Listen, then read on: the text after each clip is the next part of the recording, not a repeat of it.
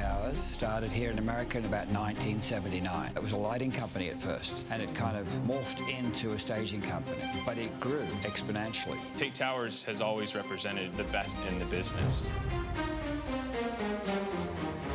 What we're building either enables the show to happen or not. We thrive on complications. 25 years ago, musicians were making money selling records. And now they're making money selling seats. And that's why we're making stage sets. Like any organization, we have our moments, we have our drama. It's full on because there's a deadline that we're up against all the time. There's no showing up a day late.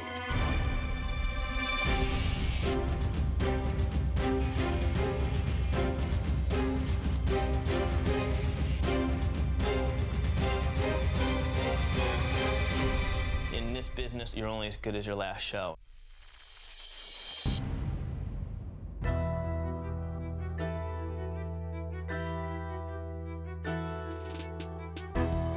We're here in Carson, California, just outside of Los Angeles, for the Linkin Park Stadium show. Not only is this a live show for the fans in the stadium, but it's a live broadcast on Access TV, which just adds to the excitement and pressure for the band. Seeing black right now. Camera one, do you have anything up? Can you give me a shot? Great. Yeah. So now we should have. Yeah. Now are you happy? Tower cam's going up there, right? Are you on that? So it should be a half hour before we're done with that one, right? Today we're doing Incubus and Linkin Park Live. We have kind of a dance going on with production. As they're loading in, we're loading in, and we need certain things that they have to build, or the stage has to get built.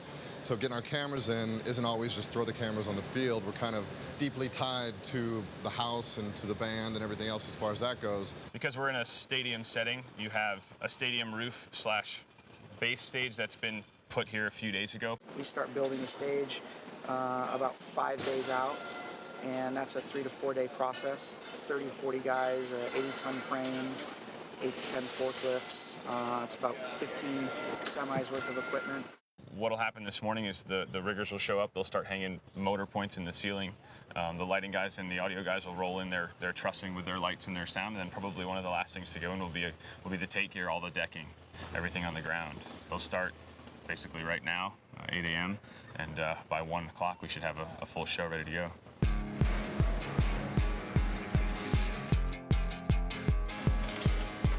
They'll just start shoving carts off the trucks into the loading docks. There'll be guys directing traffic to tell them which cart goes where. The show crew will be directing the locals like a big dance. With any load-in, you're always relying on your local crew. They're always an A-team, but you have guys that have never seen the gear before. So there's a little bit of a learning curve with any local crew in the morning.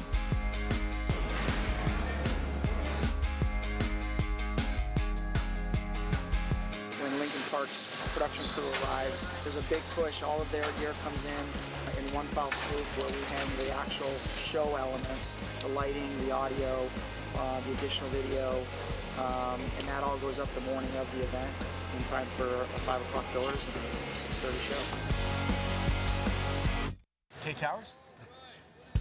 I don't know that I've heard of this guy. Jim Digby is the production manager, so he'll be the one running the show here today. He'll be dictating who does what and when. The job of production manager varies from tour to tour. The role is production manager, partial on-site tour manager, extension of management, troubleshooter, and forward logistics, right? We facilitate getting their show right every night. All of the equipment that goes along with it, the lights, the sound, the trucks, the buses, the video, the crew, the catering, all of that falls under the guise of the production manager. I'm sure the pressure's on for him a little bit more to be ready for the live TV shoot, because of course there's going to need to be some camera time and some other tests and setup that they aren't normally used to doing. Today, the challenges specifically are mostly about time and schedule. Most of the time, you're coming into either a festival show or a live shoot. You've got a day of pre-production, and then you come in and do the show the next day. We're doing this all in a single day, which means like we're talking about camera movement decisions, anything like that needs to be made on the fly, and everybody has to react really quickly to be able to get it done in time, because I think we are now maybe 6 hours from doors. And I can probably look over, I'm not going to look over my shoulder right now, but I can tell you without looking, there's at least 4 things that are going to take a couple hours to do that need to get done before we open the door and let the kids in. So as soon as we get done with this, I'm going to get down and try to create a little hustle over here.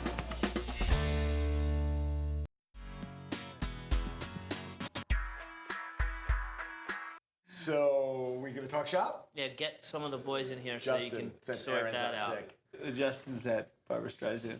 Perfect. No, he's not. He's coming in the office today. I talked to him last night. Oh, you're right. And he's here to deal with... See, I can know more about what the fuck's going on around here by not being here than No, but he was here. ADD, who's... Larry Worley. Well, you don't know. You never come here. Know where your employees are. This is not for public consumption.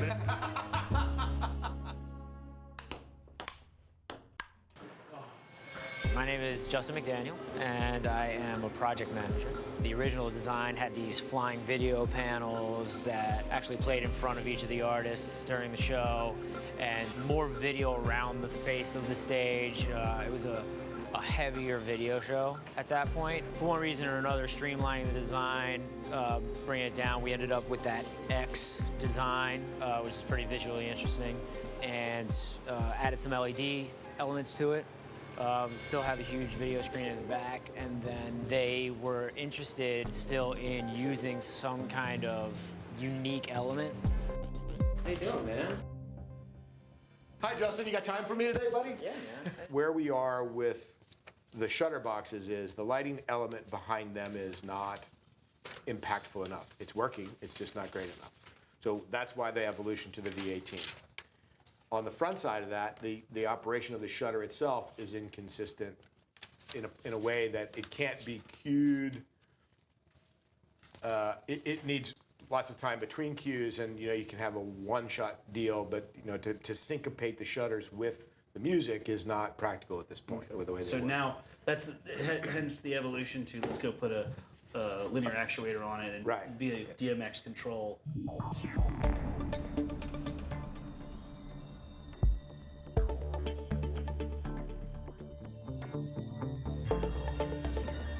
So if the linear actuator can be DMX controlled and can be infinite in its motion, speed, position, all the rest, then we can do cool things like fanning the blades one after the other in each shutter box.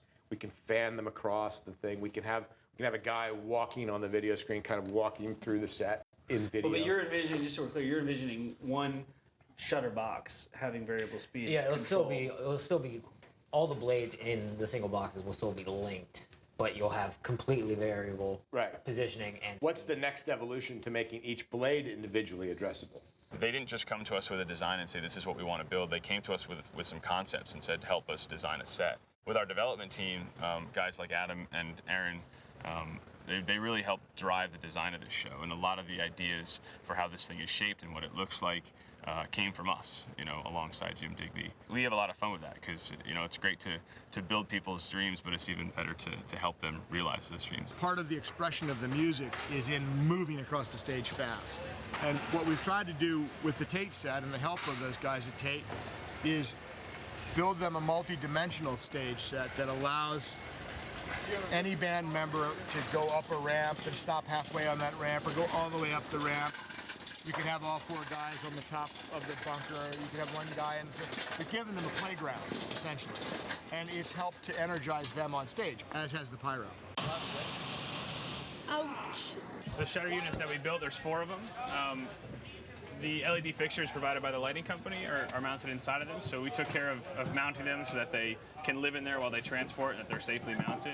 What they do is they, one side of the shutter is black and one side of the shutter is aluminum color, silver, so they flip into 3 positions during the show.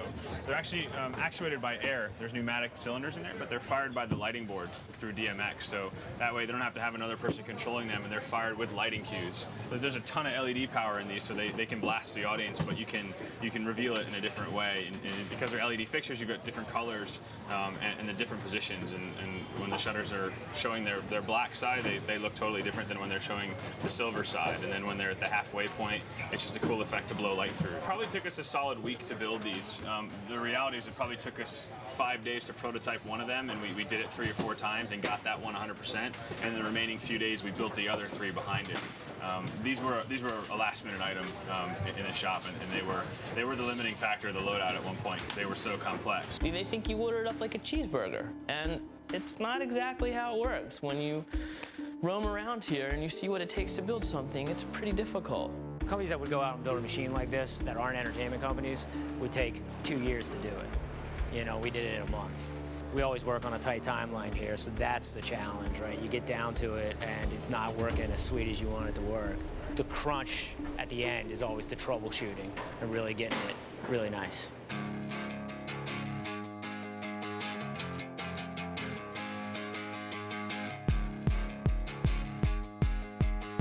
Can we go right there where you guys are at? We're 3.5 hours into it. Well, 2.5 hours into it because of the late start, but I think we're doing all right. They've got most of the motors in the air, so most of the pre-rig is complete. They're starting to hang lighting trusses and get things off the ground and flown into the air. It would appear they're on track, but you never really know. Pretty soon we'll layer in the Tait staging elements, and then we'll be off to the races.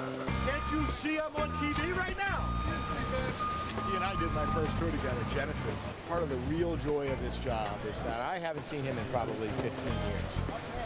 And we toured together, and that's kind of, you know, it's like going to battle together in a sense, right? Because I have this job, I can have those kinds of, we all can have those kinds of connections with people that are random friends, that are still, it's as if, you know, we never separated kind of thing.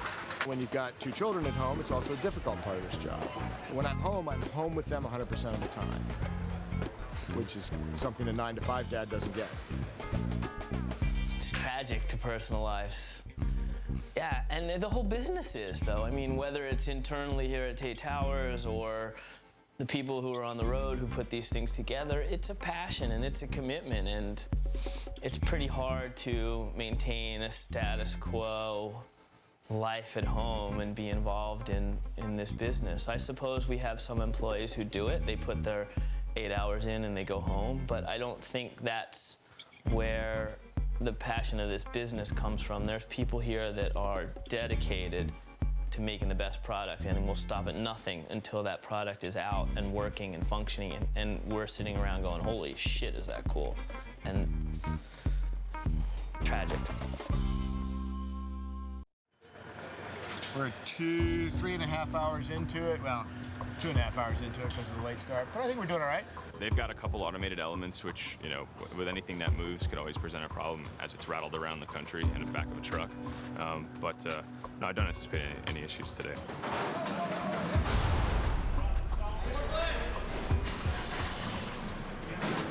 Jim Digby is a really big fan of safety and kind of bringing strict safety laws to our industry. What's happening in the industry is everybody's trying to build something different all the time. That's the nature of what we do. Otherwise, it would be boring to come see a show if every show looked alike. There's no overview of the standards required to say, well, that piece of equipment's safe to fly in the air. Pretty much you can put anything you want up in the air and nobody's really going to check you for it at the moment. Or you can do it the right way and follow the known safety practices, which are not yet all in one place in one document. So that's one of the pushes of the Event Safety Alliance, is to get all this existing information into one place, get the industry as a peer review to agree on all of that information and say, yeah, you know, this doesn't hurt me, but it is a good idea to have these best practices in paper, and I can refer back to it and say, well, I'm rigging, you know, 2,000 pounds of moving truss overhead, and I should have X safety mechanisms in place.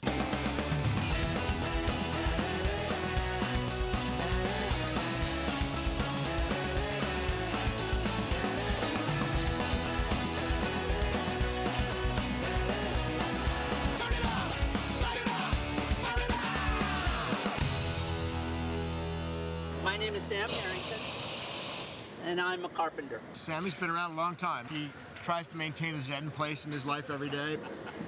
And I've still got all the hair on the back of my head. But he finds, you know, he's short fused sometimes. Once lights is up and out of the way and sound is off to either side, I get the whole stage to myself.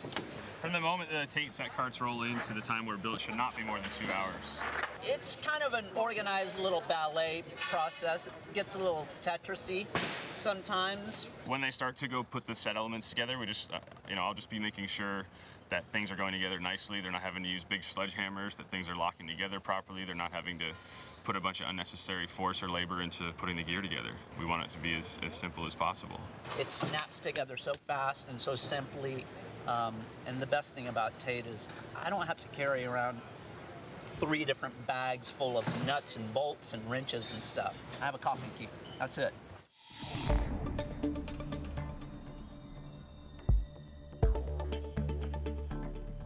And then the bunker itself is the main tech area. This is the brains of the operation in the underworld, of the bunker here. This is the stage right bunker world, as we call it. I take care of Brad Delson, so he's my main focus with Linkin Park. Mike Shinoda's guitar tech, Jeremy's over here. Phoenix's bass tech is down on the end. He smashes this every show. And I've been putting it back together for about 5 years. It has always worked, except for last night. Didn't work. So I handed him this one. So then he smashed this one and broke it in half. So now I'm fixing this one. You can see it's completely broken in half. But basically, this is my command central. I do all the preamp switchings for the rig here for Brad. All of his guitars. If you're a Linkin Park fan, this is probably the most famous guitar that we have. The infamous Red Soldier. It's been with us since 2001. Main guitar. I've got 2 other copies of it, but it's not the same. I think everybody loves it in there. Well, maybe Sean doesn't love it because he's really tall. I bump into these a lot, the Dragon Heads. You know what a Dragon Head is, right?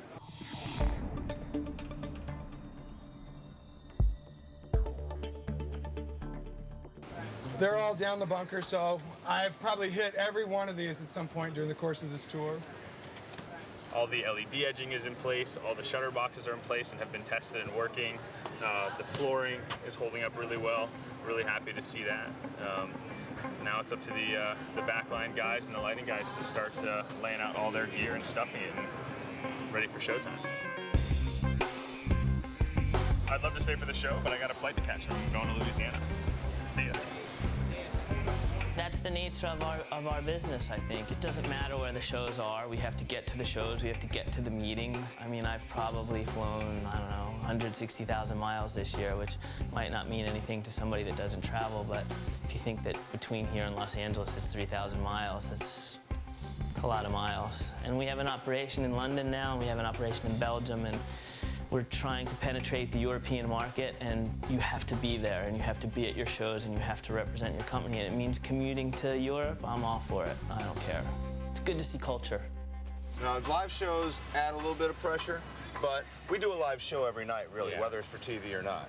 And if something doesn't go exactly as planned, take a breath, move forward. It's like playing golf. Every shot's a chance of recovery. We're going to be late. Yep, because we've added some additional PA that we should have added days ago. We made the call this morning for it. It should be arriving any minute now. And then we've got a line check the TV truck. We got a line check Gus. We got a line check the Incubus for TV. Line check Gus. Doors are supposed to be at 5. We're going to be late.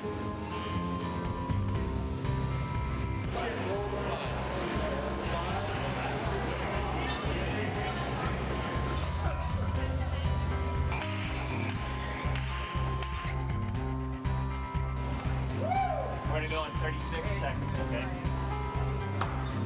5, take Stand by red, stand by audio. 5, 4, 3, 2, 1.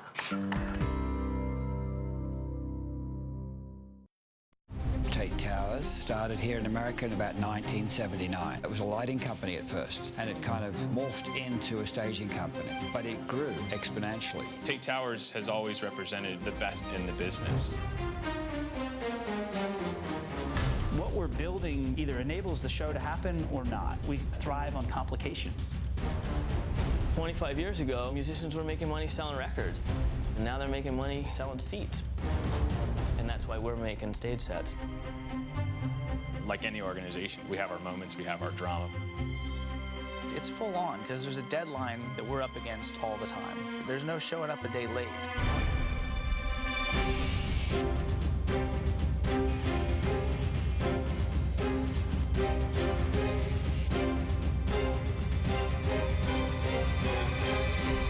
In this business, you're only as good as your last show.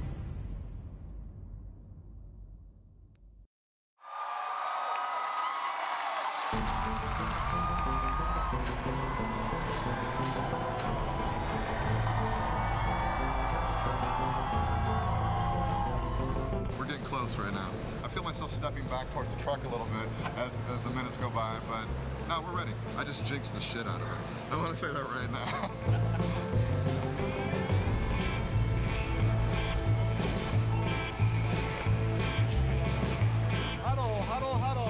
Do we have a triax on 9 yet? 9 a triax. 8, 7, 6, 5, 4, 3, 2, 1. House lights, house lights. Guys, we're going right into the show, right?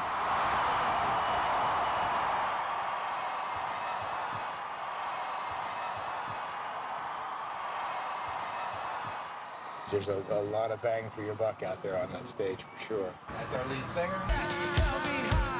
It's clear that the band is at the peak of their performance right now, and it's also our belief that part of what contributes to that is they've got a really dynamic new show, and they're going on stage. They've got lots of room to play around on stage because of the Tait set.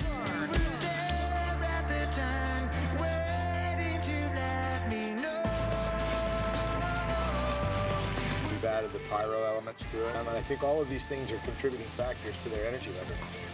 I think they're having a really good time, and I think that they're at the beginning of the next rise, and next, hopefully, meteoric rise.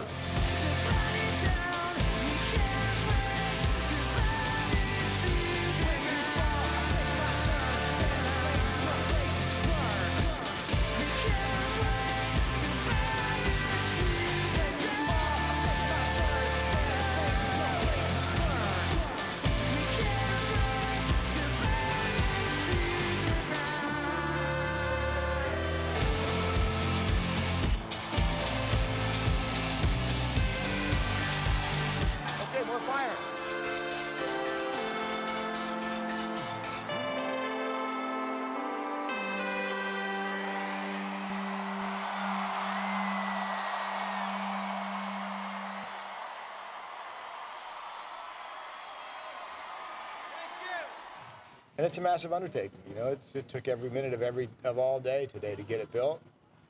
It's going to take a couple hours to get it down, and then the decompression begins into a day off. It's roadie Friday night.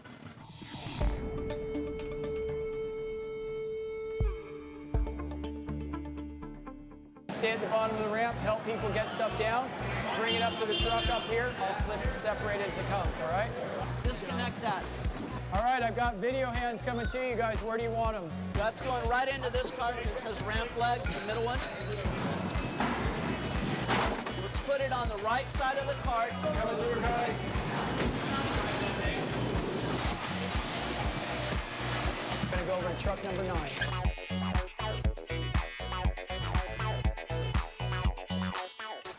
It's the $800 bottle. Go. And tonight's show was great. Thank you, Los Angeles. I am fortunate enough to be involved in the very first phone call of a project. I see the cocktail napkin, I see the cartoon, I see it all happening, and I am intimately involved in making it happen and trying to find out what resources we have, whether it be internally or externally. How can we bring this to fruition within a budget, within a time? And then when you get to stand there and see 20,000 people freaking out, it's a pretty good buzz.